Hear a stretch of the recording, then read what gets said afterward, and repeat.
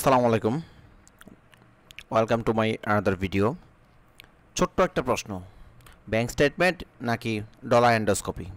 আমরা যারা ইন্ডিয়ান ভিসার জন্য প্রস্তুতি নিচ্ছি বা ইন্ডিয়ান ভিসা করতে চাচ্ছি বা ইন্ডিয়ান ভিসা করেছি কিন্তু ফাইল এখনও সাবমিট করিনি, সেক্ষেত্রে আমাদের সবারই একটা প্রশ্ন যে কোনটা জমা দিব, ব্যাংক স্টেটমেন্ট জমা দিব নাকি ডলার এন্ডোস্কোপি জমা দিব? কোনটা দিলে ভিসা দ্রুত পাওয়া যাবে বা কোনটা দিলে ভিসা 100% হবে, এরকম একটা প্রশ্ন সবারই মনে।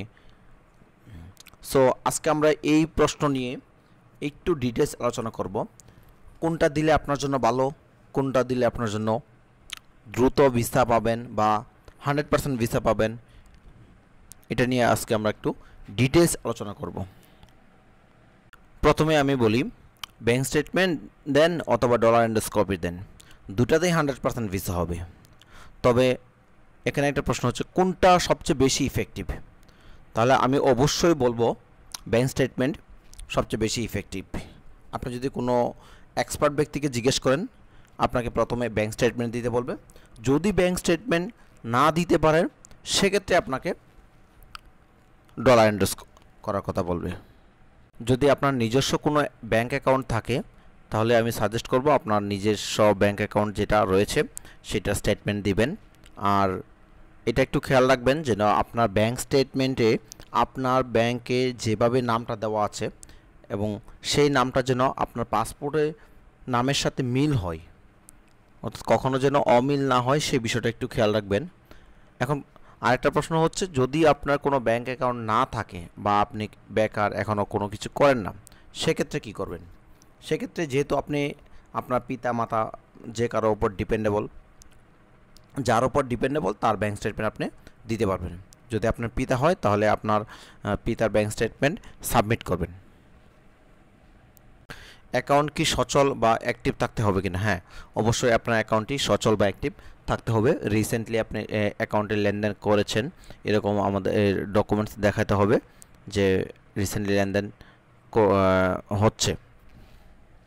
আপনার অ্যাকাউন্টে রিসেন্ট মিনিমাম 3 থেকে 6 মাসের একটা ব্যাংক স্টেটমেন্ট থাকতে হবে।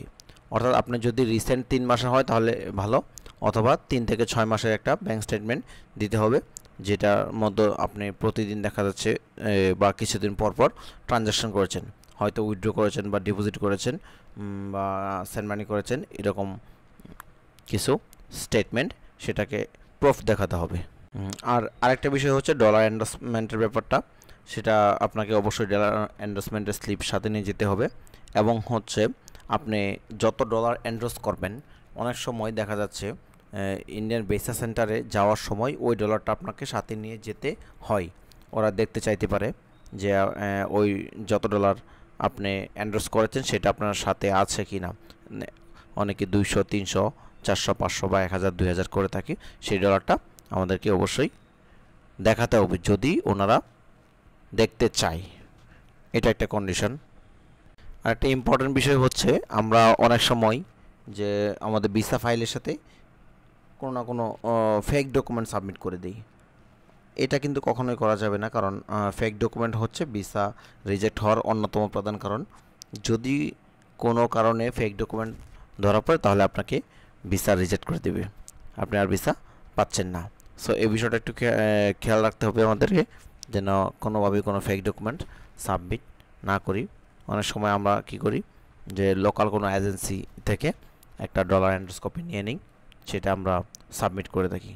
আমরা সর্বোচ্চ চেষ্টা করব যেন ব্যাংক থেকে সেটা নেওয়ার জন্য, এবং ব্যাংকের যে সিলটা দেওয়া হয় সেই সিল কপিটা যেন ক্লিয়ারলি বোঝা যাচ্ছে এরকম একটা সিল বা এরকম একটা ব্যাংক ডলার এন্ডোস্কোপি নেব।